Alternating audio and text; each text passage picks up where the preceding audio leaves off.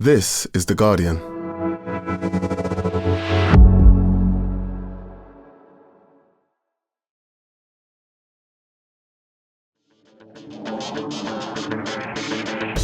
Hello and welcome to The Guardian Football Weekly, and as with every EFL pod, something happens to get in the way. This time it's Celtic and Brendan Rodgers, who resigned last night. Welcome back Martin O'Neill, that's fun. The Celtics board statement is quite the read, we'll discuss that first. And then to the Championship and rejoice, the end of Dejan Chansiri at Sheffield Wednesday, administration and a points deduction, and a highly likely relegation isn't a reason to celebrate, but they can build again. And perhaps take inspiration from Coventry, who've battled back from their own troubles and find themselves top of the league, Frank Lampard flying. How are Millwall third, and can they sustain it? Last season's relegated clubs, all failing to use their parachutes well, mean the league looks open. While at the bottom, what's happening at Norwich? It's League One manager sacking season, Noel Hunt at Reading and Darren Ferguson at Peterborough. And then in League Two, 13th placed Cambridge, just getting positioned to time their run and embarrass those not the top 20 frauds. All that, plus your questions, and that's today's Guardian Football Weekly.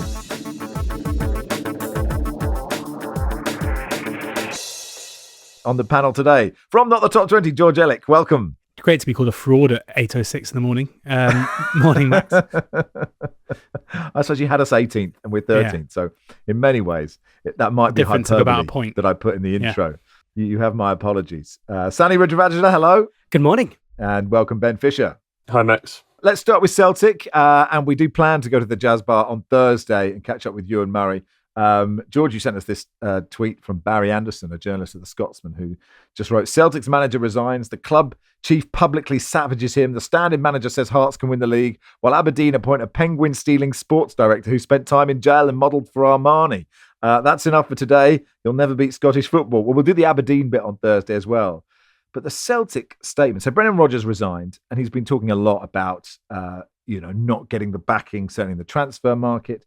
And I'll read part of the statement. It's not all of it. It's quite a bit.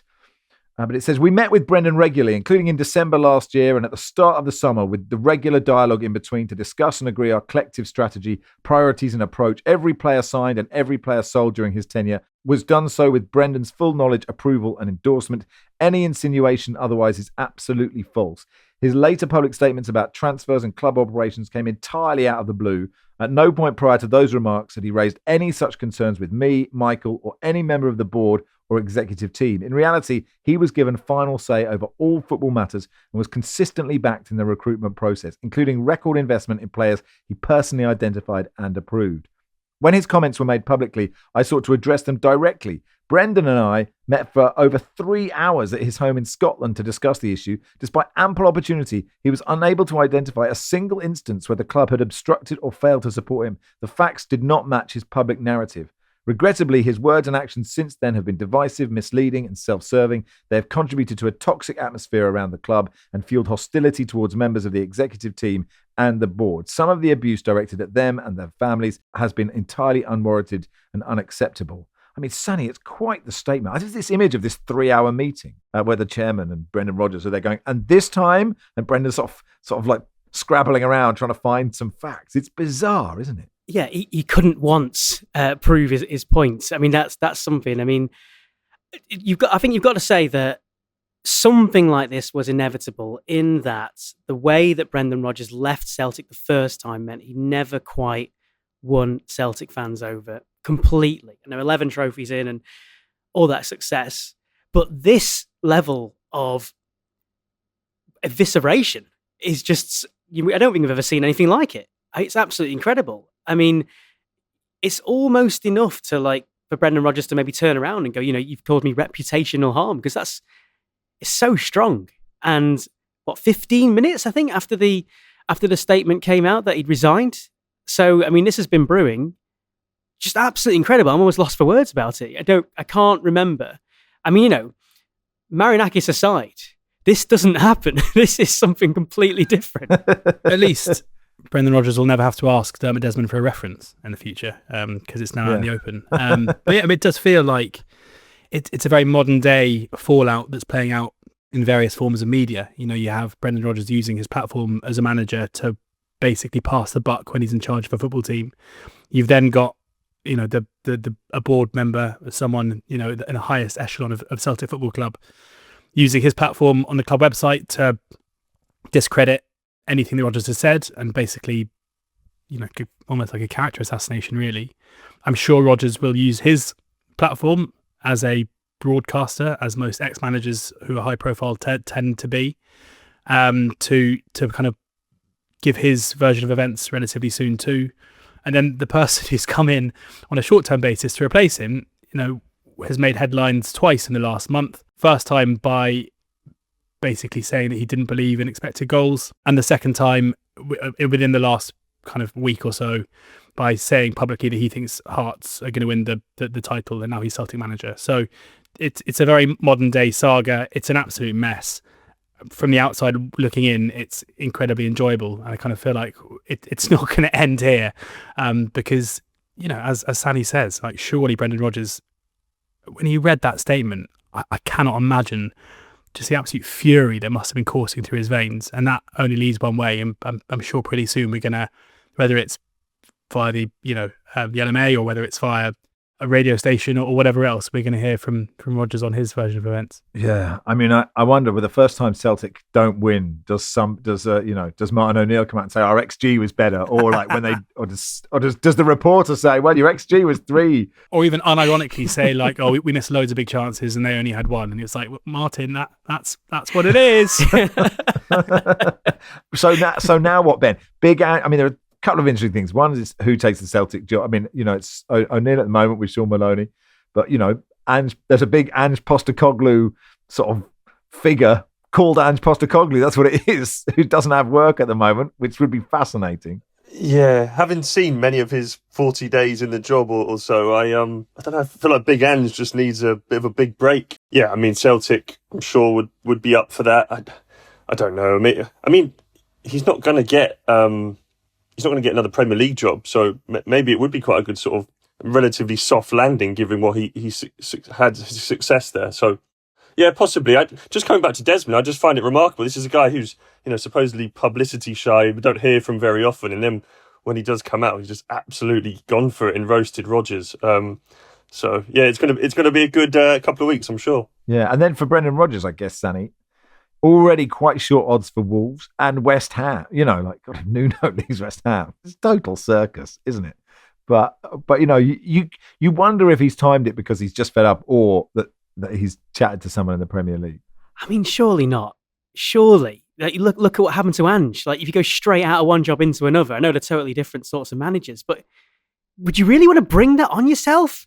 Brendan Rodgers going to West Ham? Can you imagine how quickly that would sour? I mean, that would sour before it even got there. I mean, that would be just incredible.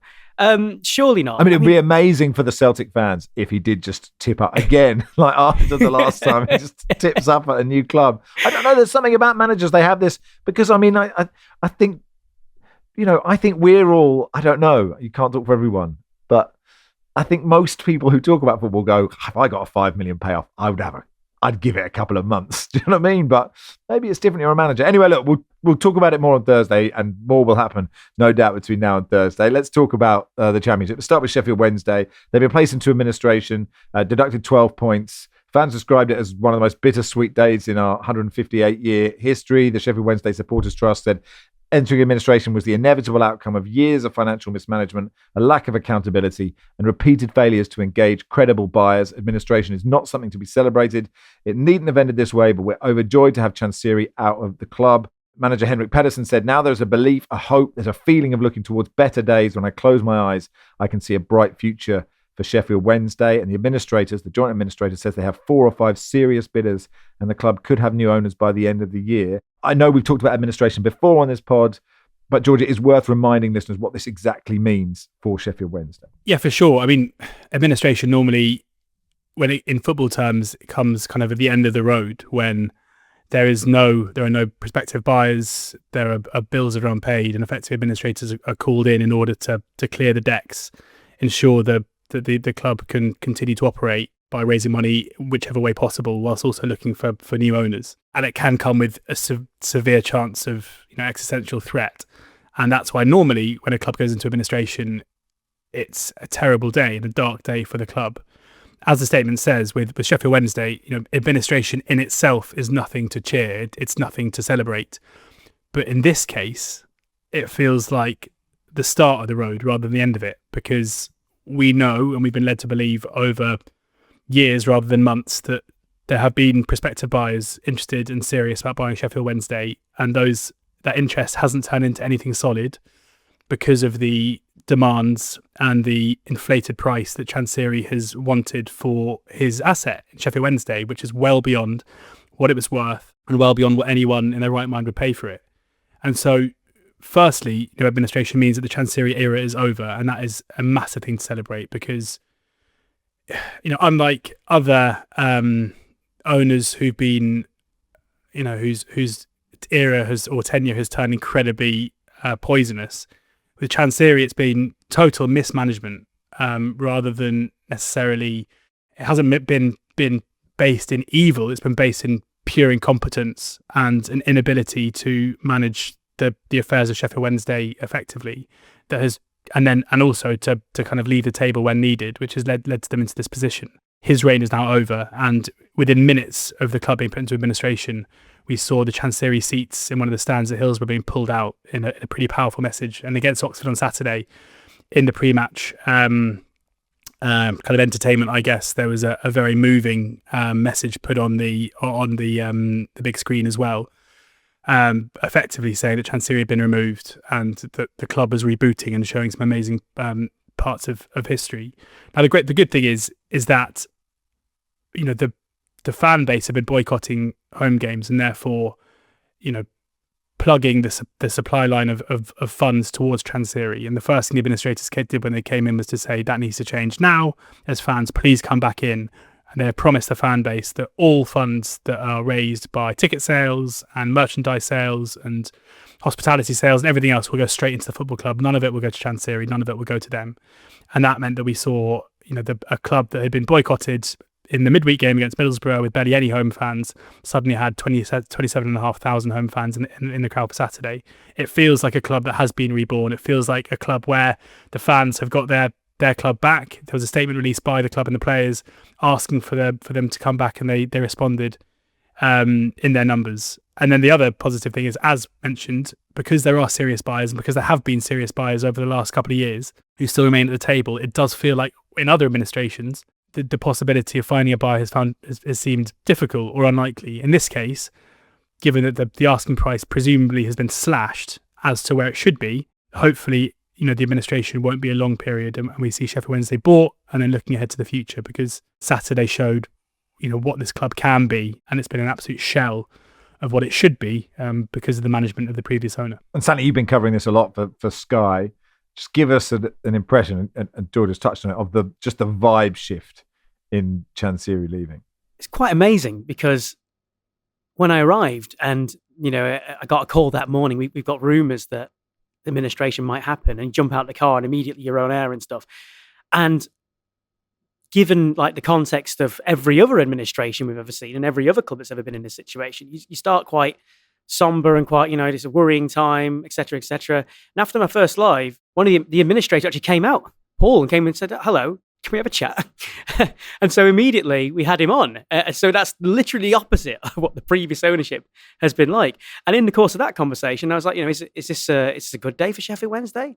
He's like, yeah, it's a great day. It's one of the best days in recent times. And it completely shifted the mood, even in my head, as to just how huge this was. And then after that, went down to the club shop, and it was just a continual stream of fans coming in, and every single one was delighted. Like the first woman I spoke to had bought 5 brand new shirts, and if you're a Sheffield Wednesday fan, you'll know that the shirts are really expensive. Like I think Chansiri had them at 60 quid or something. And part of the Supporters Trust's boycott, which has kind of ultimately precipitated this administration, because the Middlesbrough game that George alluded to there were so few fans, it really became quite clear that they can't get any match day revenue. The club will completely cease to be able to function whatsoever without any funds. So that the boycott 100% worked, and all of a sudden everyone's coming back and everyone's buying stuff. Everyone's buying tickets for the match. It was absolutely incredible. I've never, any journalist is doing vox pops where you talk to random people, sometimes it's a bit of a grind. Every fan just came and wanted to talk to me, and none of them were lunatics. It was completely amazing. So shirts and shirts and shirts. There was one guy who had a 6-week-old baby, and he was like in tears saying, I've been wanting to just get them involved in my club, get them in club merch. I've not been able to do anything like that. He was there. So many fans buying tickets. It was something absolutely incredible. And yeah, the removal of the seats, right? So I don't know if you saw this, but 78,000 people were watching a live stream from Sheffield Wednesday's esports channel. And all it was doing was showing the Chansiri being removed so slowly. That just gives you an idea of just how big Sheffield Wednesday are. Yeah, that's the modern way of measuring how big a football club is it? But point is, you really get an appreciation of just how massive Sheffield Wednesday is, like beyond any other kind of similar recent situation we've had like this with administrations like some Morecambe, Macclesfield, Bury. This was something else, and the fact that administration and a 12-point deduction actually is a good thing, kind of tells you how sorry the situation was. But also, there's all that potential. There's all those people there, willing, ready, and able to kind of bring it back to life. Probably in League One, but bring it back to life nonetheless. Let's look at the top of the Championship then. Coventry, 28 points from 12. Everyone's played 12 games. Coventry top, Middlesbrough 3 points behind them. Millwall in third. Bristol City, Stoke, Charlton making up the playoff places with Preston and Hull below them. We talked about Coventry before, Ben, but it is still very impressive. The run they're on is amazing. They are unbeaten. They're the only unbeaten side in the 92? I think so. I believe so, yeah. It's just so much credit to Frank Lampard, I guess. And a lot of people were suspicious about it and have been for a long time of his managerial ability. Yeah, and I remember when he was appointed going to his unveiling at the arena and all these questions about, why do you want to do this, Frank? What's sort of the point? You don't need to do this. Well, this is why. This is why he's doing it, because he wants success.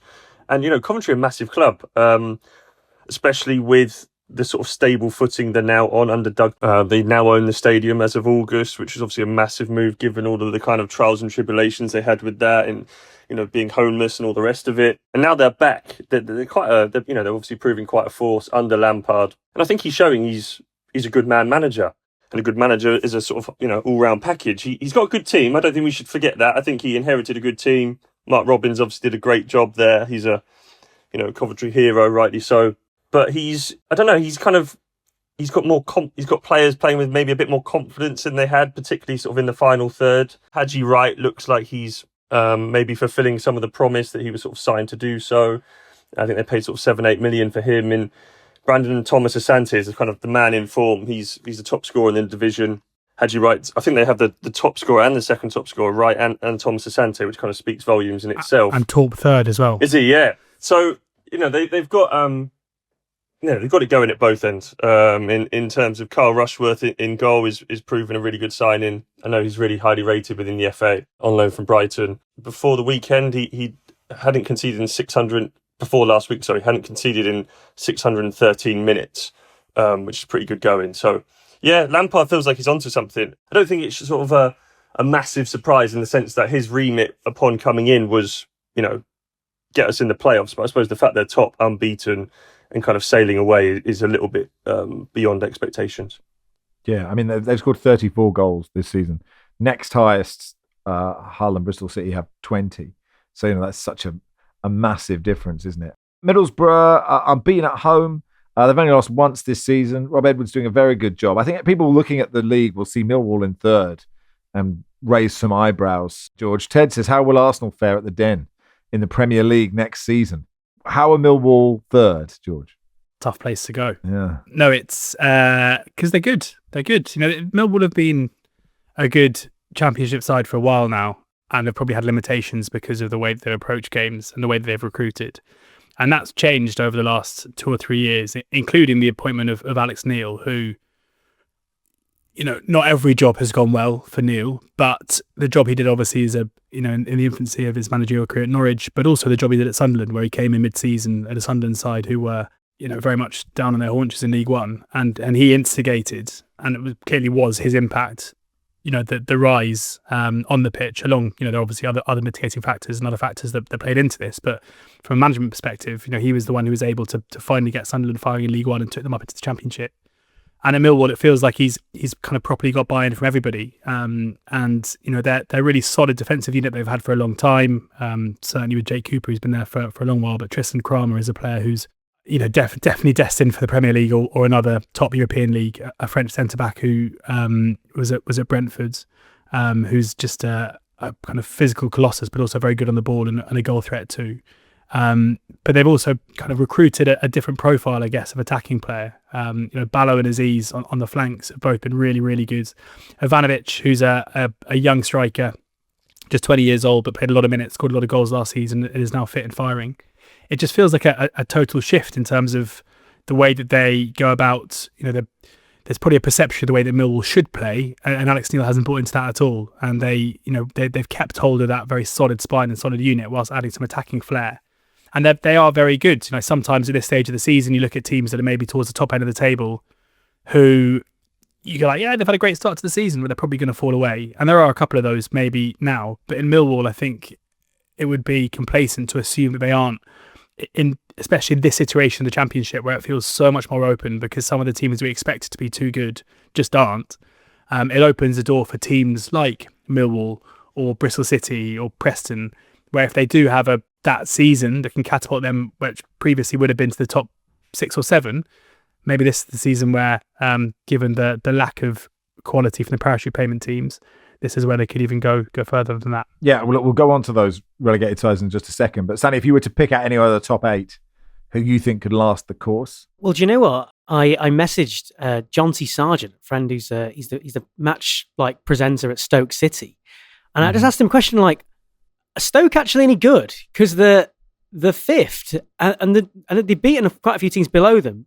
He sent me a 6-minute voice note, which I'll try and condense. That's too long. Yeah, I'm going to say an audio book from the Stoke stadium announcer. 6 minutes is too long a voice note. I'm going like 1:30, and I'm knocking it on the head there. But tell me what it said, Sam. If you can edit it down, that would be really useful. Yeah. So they've beaten quite a few teams below them, and the thing is, I guess they've been a kind of a victim of the FFP kind of situation, right? There's only so much money to be able to invest, and they've invested it quite poorly.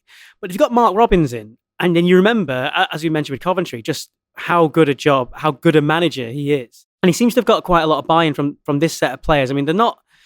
What he's also... Because I was at the Stoke-Norwich game a couple of weeks ago, and if there is such a thing as Stoke DNA, he seems to have tapped into it. So you've got dedicated long throw takers for each side of the pitch. So you already get all the fans on side. The players they've got can be quite inconsistent, but at the moment they seem to be doing okay. Million Manhuff's one who a couple of weeks ago stormed off when he was subbed off and upset everyone. And then there was all this pressure on him. Can he do well? And then he actually just did. And then he got everyone back on side again. So they've got someone mercurial like that who's kind of blows a bit hot and cold. Beijing Ho as well. It's kind of a bit of a mix. But because they've got someone like Robbins in, and because the league is so samey, and you've got Victor Johansson at the back as a goalkeeper, who's one of the best in the division, I still don't quite fancy them. But then logic and everything else I've just found out, thanks to Jonty as well, as the 6-minute audiobook, have made me think, yeah, do you know what? They might be able to stay the course after all. So that's one of the teams that, as a surprise there, Preston similar. But the point is, there are so many teams not doing well that someone like Stoke, who then have that infrastructure, have that backing, have that money in the future, if they were to go into the Premier League, could do quite well. So yeah, surprisingly, Stoke City might just last the course somehow. Ben, Leicester are 10th, Ipswich are 12th, and Southampton are 20th. I mean, that's quite a lot to deconstruct, I guess, but it is odd that none of the sides that have gone down are firing. Yeah, I mean, particularly Southampton struggling, 2 league wins out of 12. I saw them last week, and there was some really good stuff, but they are struggling to get results under Will Steele, who obviously came in with much excitement and a really, good reputation for the work he'd done in Belgium and France. It's a strange one because Southampton, let's be honest, they've been in this sort of period of gloom for a little while. It's not a new thing for the beginning of this season, but clearly we expected more. And I think, they signed probably 2 of the best players in the Championship last season in Tom Fellows and Finn Azaz from West Brom in Middlesbrough, respectively. So you're thinking, okay, that's a sort of a cheat code maybe to just reinforcing everything else that you've already got in the team. Shay Charles coming back from a loan at Sheffield Wednesday, but it's just not quite happening for them. They're struggling to score as many goals as they would like. Cameron Archer's struggling up front. Adam Armstrong's a bit hit and miss. I don't think he maybe knows Will Steele the best team yet, which is always a bit of a worrying thing at this, or sign at this stage. But as you say, they're not the only ones. Leicester started quite well, and we had that kind of reassuring centre-half partnership of Wout Faes and Yannick Vestergaard once again in the Championship, but it just feels a little bit stale to me there. I think maybe the solution there is they are starting Jeremy Monga, the 16-year-old, who's just insanely good, insanely talented. And they've had some other academy players in the first team, Louis Page. I don't know, maybe they just need to kind of just shift it again in terms of refreshing it a little bit. I mean, they've tried. They have brought in new players, Jordan James and Ramsey on loan. But yeah, as you say, it's not quite happening. Ipswich, I think, again, with Kieran McKenna, you kind of thought, okay, this is all going to be fine. It's all going to work out. And I think it may still well do. I'd probably be less worried about them than Southampton in Leicester at the moment, because the other Southampton-Leicester just feels something's not quite right. Just on Leicester, I was at their game against Wrexham where they had a load of chances and didn't manage to finish it. And Marty Cifuentes said they were a bit arrogant, actually, and that's kind of one word for it. But I mean, the biggest issue they've got, it's insane that they just didn't manage to do this, was they just haven't replaced Jamie Vardy at all. There's just no real talisman up there. I mean, you've got Patson Daka was starting games and is just not that sort of player. He's a bit streaky as well. He's not really got that physical presence. Yeah, you take Jordan James and Aaron Ramsey, both lone players out the side, and then you're kind of relying on Fatawu and Mavadidi to put crosses in and maybe a trundling Ayew to kind of do something with it. It's quite amazing that they're in this situation where recruitment has been so short-sighted or just not kind of holistic that they're in this position. But then that's, again, one of the things the fans will point to and say, well, we've been talking about the ownership kind of letting things slide for quite a while. But they have got all that money. They have got that parachute money in the future, similar to the other clubs we mentioned as well. So you can still turn it around. But again, it feels quite simple. It feels quite simple to go and do that and try and, have something a bit more solid going forward, like some options. And they just haven't done it. And it's quite remarkable they're in that situation. Trundling Ayew, that sounds like the worst of the three brothers. Go on, Trundling. Sorry, George. Well, it's just funny with Leicester how, and it's not funny for their fans, but you'd almost assume it's a different owner because last time they came down from the Premier League to the Championship, the spend on the likes of Cody and Winks was massive. They went out and got Maresca. And obviously the issue is that has left them in financial difficulty and has meant that we're still waiting to find out what the points deduction is going to be. Assuming there is going to be one this season, but we're waiting to find out what that's going to be. They didn't basically sign any players all summer until right at the end of the window. They hired Marty Cifuentes, who did an amazing job at QPR, but is a very, very different profile of manager to Enzo Maresca. It was almost as if they got the blueprint right 2 years ago, and obviously circumstances meant they couldn't go and do exactly that again. But I'm surprised how there was no attempt to kind of repeat the trick at all in terms of playing style and the profile of player they've recruited. But as Ben says, in particular in Monga, and also Fatawu is another one because he's played for a couple of seasons. He's still incredibly young. They've got two wide players there who are destined for big things. All right, that'll do for part one. Part two, we'll cover the rest of the Championship.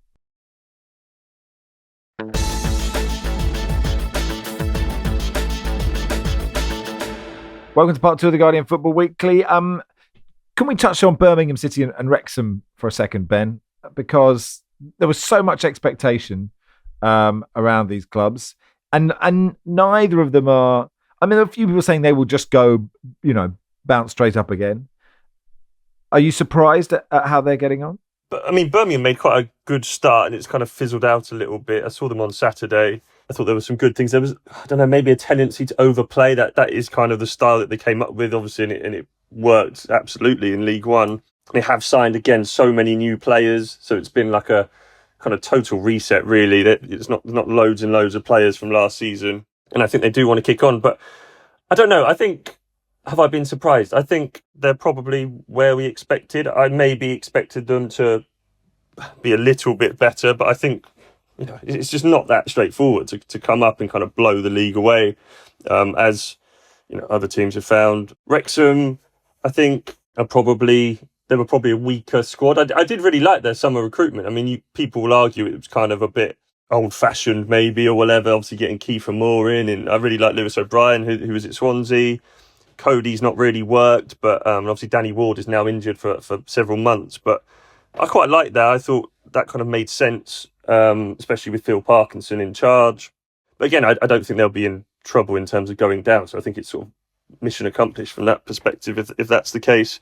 Birmingham, I think, are so ambitious. It's just trying to sort of constrain that and maybe just rein that in. Probably just Tom Wagner himself is just so desperate to mix it with Aston Villa in the Premier League. But it doesn't have to happen this season. So I think, there's plenty of good stuff there. They have had a little wobble by sort of their standards, I suppose. But I think that's what happens when you get 111 points in League One. Birmingham 15th, Wrexham 16th. I guess, George, with Wrexham, how many seasons can you finish in mid-table before a documentary gets boring?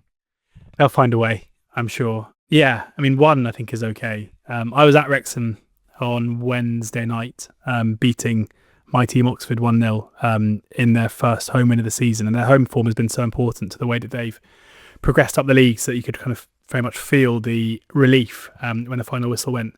And they were pretty good. Like I was really unimpressed with them early in the season. It felt like they recruited in a very weird way for the style of play that they were trying to play. They were playing a really high line, which wasn't really the way they've had success in the past, and isn't really the way that Phil Parkinson's had success in the past, with really slow defenders, and teams were finding it incredibly easy to beat them on the turn and get them behind. What I saw on Wednesday night was much more the blueprint, where they went ahead and then they sat deeper, especially when they went down to 10 men, and they just headed everything away, and they were a real threat on the counter-attack, and they had by far the best chances of the game, even 11v10 in the second half. So, I kind of think any expectations that they were going to be one of the best teams in the league this season weren't particularly well researched, just because they're a team who got 79 points, I think it was, last season. Yes, they've recruited well, but it's a massive gap. And I think for this season, for them to just consolidate would be a season well done. And I think I would say in the first 3 or 4 or 5 games of the season, there were definitely alarm bells ringing that they might be one of the poorest teams in the league, and those fears are kind of being allayed now. But we're in that kind of funny part of the season now, where because we've seen enough games now, we kind of assume that everyone's settling into to where they're going to end up being for the whole season, and that's just not the case. Teams who are currently 17th, 18th can still easily mount a top 6 challenge. Teams who are in the top 6 can easily still get into relegation battle. Like, it's still so early on, and with both Wrexham and Birmingham, I guess anything is still possible. So at the bottom, Sheffield Wednesday have -6 points. Norwich have 8, Sheffield United 9, Blackburn 10. Before we go into those other 3 sides, Sheffield Wednesday, Ben, might have more points deduction? Yes, so they, for the non-payment of wages in March and May, there's a hearing, there's a date set for that, which another points deduction is likely. And then for more recent, or this season's late payment, so that's relating to June, July and September breaches, that is also likely to end in more points. Clearly, given where they're at, I think 16, 17 points off safety, I don't think anybody is expecting them to stay up. So really, it's probably not going to change too much. But if anything, it's just another indictment of quite how badly Chansiri ran Sheffield Wednesday, during his certainly the latter part of his 10-year reign. We had so many questions about Norwich City, Sanny. 5 defeats in a row now for Liam Manning, who did such a great job at Bristol City. Are we just waiting for the inevitable there? Well, the last time we talked about the manager of Norwich City, I suggested Johannes Hoff-Torp might be on his way out. George wasn't pleased with that, and he was sacked, I think, just as producer Joel pressed publish. So here we are again. Winless in 8. Yeah, I do kind of feel the fact that he's a local boy is I think the one final thing that's giving him that period of grace, and he's quite close with the head of recruitment, Ben Napper, and a lot of those players that they brought in just haven't really kicked on at all. The home form in particular is absolutely atrocious. And it's amazing how they're still just an over-reliant on Josh Sargent just to kind of get him out of a hole. You play on the shoulder to try and get a ball over to him and make something happen, and you can nullify that. Yeah, it's just really quite depressing, because last season, under different management, of course, they were kind of here, there and everywhere, because they'd score like 5 goals at home and be like, all over the place, and it's brilliant, and then just they couldn't keep it together. But you knew there were players with ability there, and some of those have moved on and a lot have come in, and none of those have really kind of come together at all. So it's very worrying. I thought that after the Bristol City game, which of course Liam Manning's old team, that might be the final straw, and he's lost the next 2 after that. So given all that, I'm pretty worried about where they're up to. They need to do something at home. They've got Hull City on the weekend. If that doesn't go well, then they're in real dire straits. And after that, be away to Sheffield Wednesday, a resurgent Wednesday with the fans in the stands, kind of the opposite of Norwich. And that, I think, would be the end for him, which would be a real shame because, I mean, Manning, he overperformed at Bristol City. I think we could say that. This all kind of matched as far as, you know, his connection to the club, but it hasn't worked at all. There are reports that the American owner is on his way to Norfolk to meet Ben Napper and Liam Manning, but with his full support. Now, I know that obviously the old dreaded vote of confidence comes in here, and whether or not that's true, we'll see. But I think some of the frustration, well, a lot of the frustration from the fan base isn't just at Manning, it is at Napper, the director of football, who obviously sacked Yanis Hofthorpe last season, which I would say it hasn't aged overly well, given what's happened since. Who appointed Manning, he was very much identified Manning early on in the summer and got his man. The transfer recruitment has been kind of left field. At the kind of time of the purchases going through has been celebrated for the most part, but the players don't look anywhere near up to it. And also frustration with the owners for kind of a lack of urgency, frustration with some stadium issues as well. It's a club that is, or a fan base at least, that's basically, that has grievances with every single aspect of the club. And maybe that's why a little bit of the heat, because often when it's an underperforming team, it's a fan base who are united and vociferous on match day against the manager. Whereas with Norwich City fans, they're unanimous and vociferous against basically everyone in charge of any aspect of the football club right now. And one of the reasons why I think possibly Manning is maybe safer than it would seem, and possibly definitely safer than Norwich fans would like, is because he is so wedded to Napper, where if Ben Napper were to sack him, it would be a massive admission of a mistake that might see him lose his own job too. So it's a bit of a mess there right now. I watched their game against Derby on Tuesday night, and in the first half they were really good. Like, they were by far the better team, just couldn't find a way to score the goal. Then the second half, Derby were the better team and find a way to win it. They lost 2-1 on Saturday in a really marginal game, won by 2 brilliant strikes from Zan Vipotnik. They're a combination of bad and luckless at the moment, where, you know, when they're bad, they lose. They lost 5 games in a row at home. In games where it's relatively tight and in spells of the games where they're on top, they can't find a way just to get the ball in the back of the net and make it count. And normally, when you have that combination of factors, it ends up with the manager losing their job. £25 million is what they spent in the Championship. That's quite a lot of money. Visgarden, I think, just under £7 million. Best performer has been Javon Makama from Lincoln City. So, yeah, it's not worked whatsoever. Yeah, I wonder what that owner's going to say when he comes over. Mate, he's got to find an airfield in Norfolk, which is clearly impossible first, isn't it? So, you know, good luck to... Just kidding, my East Anglian compatriots. Quick one on Sheffield United, Ben. 22nd, not where I expected them to be. No, Chris Wilder's obviously gone back in. Obviously, start under Ruben Sayers was disastrous. Yeah, and it's not quite happened for Wilder. I wouldn't be too concerned. I just think they have too good a squad. But clearly, they're leaving themselves a lot to do. It's, you know, as Sanny said earlier, it is still early days, but been very hit and miss so far. But I think they'll be okay and get away from trouble. He's got a good beard on the go, by the way, Chris Wilder. He started getting this grey little beard. Yeah, it looks quite cool, actually. You know, gives him an extra edge. He is cool. He looks quite cool. Yeah, generous say hit and miss when they've lost 9 out of 12, Ben. That's a sort of miss and miss is what it sounds like. But, you know, they have turned up a bit more since Wilder left. Anyway, look. Yeah. Do you want to do 20 seconds on Oxford, George? Your beloved Oxford? Yeah, why not? A good week for us. 6 points from 3 games, albeit a disappointing display against Wrexham.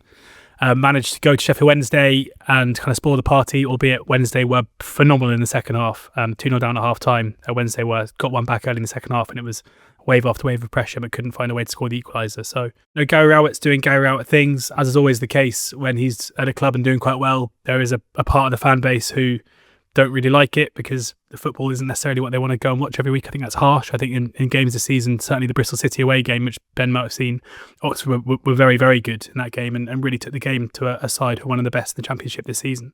And in the 1-0 win against Derby, a game that could have finished kind of 3 or 4-0. I often think the perception of managers can end up being their undoing, because if they're seen as being a dinosaur who plays dinosaur football, that's what fans see, even when it's not necessarily the case. And I think with Oxford now, when they're bad, it's bad.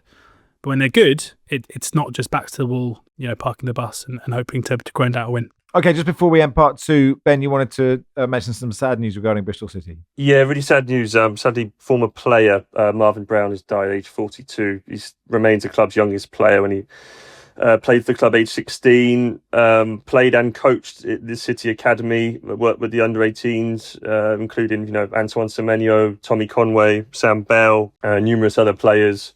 And there is a charity match a week on Sunday at Bath City's Twerton Park, raising money for Marvin's family, his wife and 2 children. Yeah, just extremely sad news.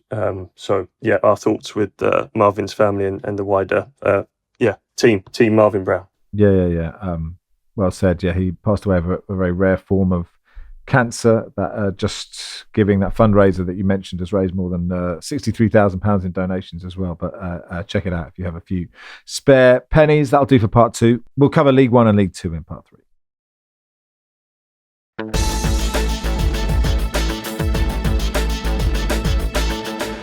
Welcome to part 3 of the Guardian Football Weekly, with apologies to League 1 and League 2 fans, of which I am one. We don't have a huge amount of time. It's Brendan Rodgers' fault. In League 1, we have new leaders. Stockport County, 2 points clear of Cardiff, Stevenage and Bradford, with AFC Wimbledon and Lincoln City making up the playoff places, and Bolton Wanderers just a point behind. At the bottom, Peterborough bottom, Blackpool second bottom, Plymouth, Port Vale, Burton and Reading making up the bottom 6. George, if you were to pick out some interesting stories from League 1, where would you go? I think Stockport have to be the story. They were brilliant on Monday night, beating Port Vale 3-0, a game where they scored all 3 goals in the first half an hour or so. It's funny, it's followed a very similar pattern to what happened in League 2, where in League 2, Dave Challoner Stockport lost in the playoffs, started the next season looking really flat, and like they had a bit of a hangover from the playoffs, and then kind of in September, early October time, turned the screw and ended up winning the league. This time around, Stockport County were beaten in the playoffs, started the season looking really poor. They picked up better results than they did in League 2, but any Stockport fan would tell you they weren't looking very good. And suddenly in September and October, they're turning it around. They now sit top of League 1. Like, patterns in football are sometimes quite strange, and feels like for whatever reason, they're a side who have a struggle to play well off the back of disappointment, but then use that to fuel them. And right now they look like, I'd say with Cardiff and certainly Bolton, who are one to look out for, who are down in 7th, but have an amazing player in Mario Cozier-Dubry, who came through at Arsenal and was kind of seen for a time as being like a possible, Saka, Wanyeri, one of these Arsenal kids who's going to come through and play for the first team. But he made the decision to move to Brighton. He had a really disappointing loan last season at Blackburn, where he really failed to make an impact at Championship level, which was a surprise given how highly rated he is. But often the first loans are difficult. He's now dropped down to League 1 and he's just way too good.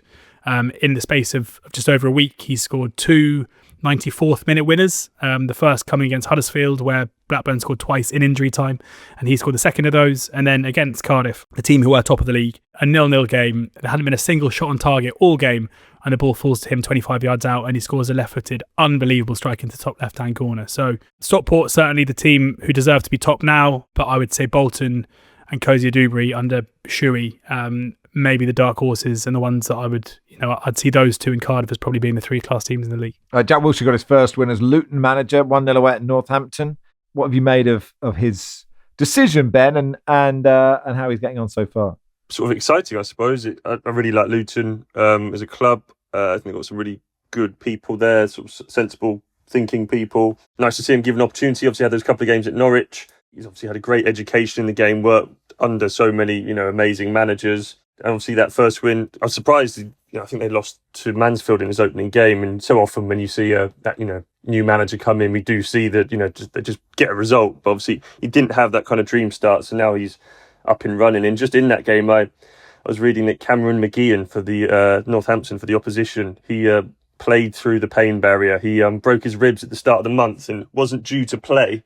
And then Dean Campbell went down in the warm-up. So he said, I'll step in, and he played the full 90 minutes. So it made me think, what would I do, sort of pain-wise to carry on? I don't think I've got the same levels of resilience as him. He used to play for us, good player. I mean, if anyone who has broken their ribs, that's when you really notice how often you breathe, because it hurts every time you breathe in, and you breathe all the time. And if you're playing football, unless he just stood motionless like Jan Mulby, he'd have been breathing quite heavily. So fair play to him. Barry says, who do the panel think would be the best fit for the Peterborough job for 6 months before they reappoint Darren Ferguson next summer? Yes, So Darren McAntony sacked Darren Ferguson and sort of sent him a love letter in a statement. It was not like the Celtic statement. I think that's fair to say. So Peterborough have sacked him. They are bottom. It seems a surprise to me, Sanny, because they're all sort of in and around the playoff places, but everyone's saying this season this is sort of not surprising that they're there. Yeah, well, they moved on most of their best players. Even I think Ricky J. Jones, who again, like, it's a bit inconsistent. I think he's off to the Bundesliga if he's not already gone. Yeah, like Kwame Poku, like they've had a stream essentially of recruiting really good players, or players with potential from lower down the league. And Darren Ferguson's turned them around, polished them up, and they've gone on to do really well. And it's finally kind of come a bit unstuck as far as who they then got in to replace them. So it's a bit unfortunate. I don't know, like. The answer, by the way, is Grant McCann. It's Grant That's McCann. the answer to the question. But, he's at Donny, isn't he? I was thinking normally it's just they interchange. Yes, they're on a bad run. You never know. Oh wow! So that would be an easy one. Knows the club, knows the area. Probably still has a house there. Who knows? It's funny. We started this pod talking about Celtic, and you couldn't get two more opposing statements from two of the directors. You know.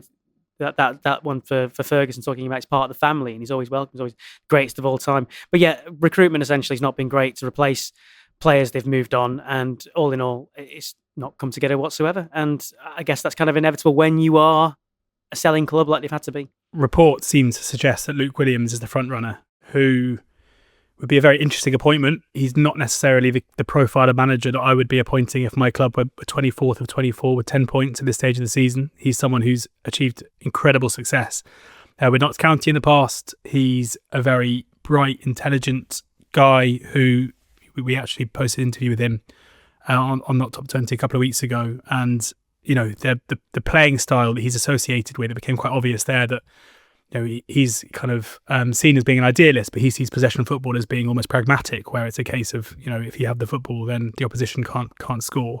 But because of that kind of extreme style of football, I think Darren McAntony surely has to make an appointment that understands the predicament that they're in right now, and to save them right now, and maybe make an appointment like Luke Williams next summer. It kind of reminds me a little bit of when Luton sacked Rob Edwards last year, and the appointment of Matt Bloomfield didn't really seem to understand the situation they were in. Like, they needed to bring in someone not to take them forward over the next 2 or 3 years, but someone to ensure they were still in that league at the end of the season. Who that is, I'm not really sure. They're obviously the likely candidates. Matt Bloomfield, who I just mentioned there, seems like one who possibly could go in, although he couldn't do the Championship last season, but has had success at a League One level before. And what about Steve Evans? The new look Steve Evans, having worked with Peterborough before, he's second favourite with the bookies. I don't think I can quite see that, but maybe, in terms of the job at hand, he'd be a better fit. Sanny, it's 3 minutes until you lecture students in, where are you, in Salford? Is that right? Yeah, University of Salford. They're actually, some of them at the door, because these days, they come early. They're on it, it's incredible. Oh, amazing. Yeah. At some point, I'll invite them in the room. They can log in. That gives a bit more time, don't worry. Logging in's a good 10 minutes. Hopefully it's not on like timekeeping in broadcasting situations. But look, you can give your answer on League Two, and then you can, set up your overhead projector or whatever that you use these days. No, it's still an overhead projector. Okay, good. So look, Walsall have 26 points, are top. Cambridge have 21 points, and they're 13th. So it is bunched up in, which is always the least predictable league. I don't need to read out all the teams. Look at the table if you want to see who's where. But like, what's your big take? What's your hot take on League Two, Sanny? Yeah, it's quite ludicrous. They're all so close together. Well, Walsall's wobble started early. They're 4 without win, 3 defeats in that. Matt Sadler refreshed the side. They've gone again. They're top of the table. Remember last season how they were so far ahead and it all kind of fell apart. That's a bit of a worry. Ian Holloway, again, doing brilliant stuff. Aaron Dryden's been fantastic for them. Loads of goals. They've had Ollie Palmer come in from Wrexham, who's starting mostly on the bench, but again, the sort of impact. And MK Dons, we predicted them for the top, and it's taken a while with all the new players they brought in, but they're coming together. I suppose Salford City, the other surprise, so they're currently 3rd. Albeit the table's kind of a bit, as you say, all everywhere. But maybe after all this time, things are finally coming together. But yeah, it could be anyone. Really could be anyone. So, toss a coin. Toss a few. George, your thoughts on League Two? I really like Barnet, who came up from the National League as champions last year. They just signed Britta Sombalonga, haven't they? Scored the winner against Cambridge in the EFL trophy. I was looking at that going, is that like, I just presumed it was his son. You know, when you're looking at that going, I mean, probably his son's probably 11, but you know, you have one of those moments. Yeah, he had a spell at Watford a couple of years ago. He scored a few goals. Maybe been playing in Turkey recently. I mean, it's a funny one with Sombalonga because Barnet's underlying numbers, their XG numbers are very, very good. And it's almost as if they're like, right, who's a free agent who's really good at finishing and does nothing else? Brendan Sombalonga's free, let's give him a call. Whether that works, we'll have to see. But they struggled in the first 3 or 4 games of the season. I think is understandable given probably the change in intensity from the National League to League Two. But now they're kind of settled under Dean Brennan. They look a really, really good side. Very, very strong defensively, creating good chances at the other end.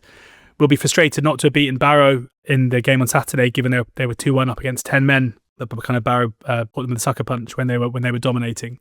They're 11th at the moment, but 12th at the moment, but 12th is only 5 points off top spot, and they're a team who I think I'd be very. If they carry on playing the way they're playing, I think they have a serious shout of going back to back. I just think we should flag Tom Lockyer's comeback for Bristol Rovers. I think he said 679 days after his heart essentially stopped working on the pitch at Bournemouth for Luton, and he made a comeback for Bristol Rovers on Saturday, albeit in a bad game for them. But what a story to see Tom back on the pitch in sort of frankly any capacity to get back. He said he will cherish every minute now, rightly so. So yeah, great for him, and a great story going back to Bristol Rovers, where his sort of first club who he joined at 16.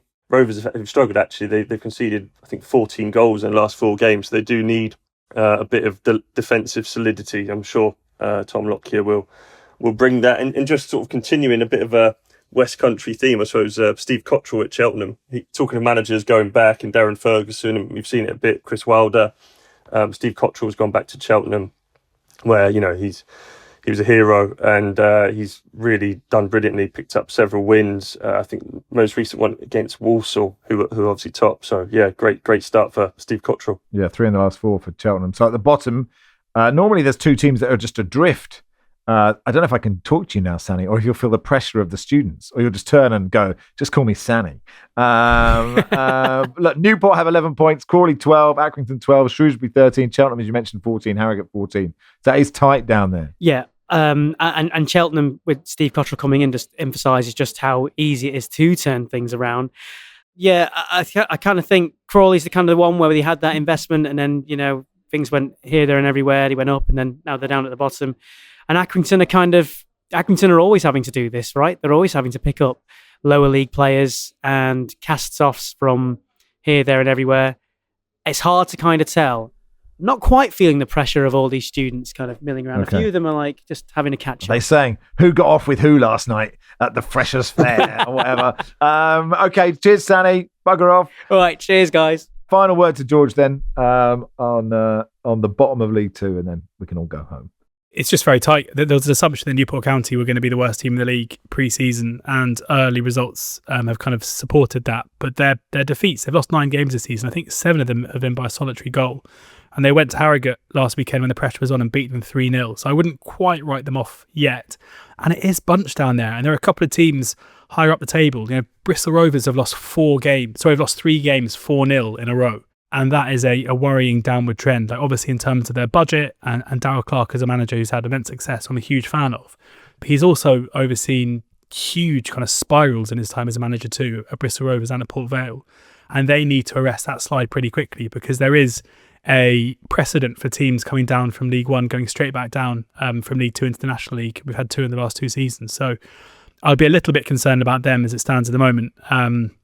But there seemed, a couple of weeks ago, it felt like Newport and Cheltenham were already being relegated by some people. I think it's going to be much more open than that, and anyone from kind of 15th downwards at the moment is certainly looking in danger and needs to improve. All right, that'll do for today. Thanks everybody. Thank you, Ben. Cheers, Max. Thanks, George. Cheers, Max. Sorry for calling you a fraud in the intro. I didn't mean it. Really. It's okay. I've been called worse. It's all right. Yeah, no, that's true. Me too. And I wonder if I can say thank you, Sanny. It's interesting. He's just marching up and down the corridor. He's turned his camera around to look at you. It's quite to see the students. It's good. It was. There he is. He's put his headphones back in. Thank you, Sanny. Thank you. All right, that's all we needed. Just popped in to hear that. And Football Weekly is produced by Joel Grove. Our executive producer is Danielle Stevens. We'll be back on Thursday.